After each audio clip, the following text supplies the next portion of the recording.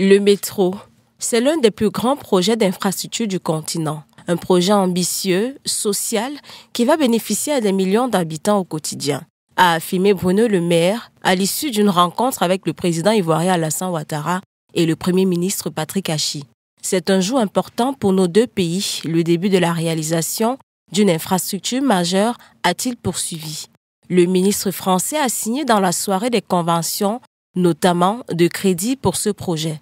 Fin 2019, un consortium français regroupant les groupes Bouygues Travaux Publics, Alstom, Colas Rail et Keolis avait été choisi pour la construction de la première ligne de métro d'Abidjan.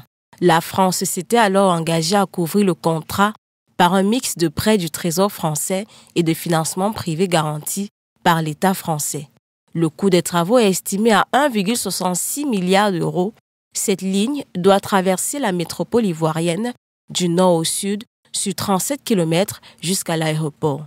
Le chantier a pris des années de retard, mais le gouvernement a souhaité que le métro soit fonctionnel en 2025. Bruno Le Maire a également participé à une cérémonie de pose de la première pierre des travaux de réhabilitation et d'extension de l'aéroport international d'Abidjan. Ce projet est un symbole du succès de la Côte d'Ivoire.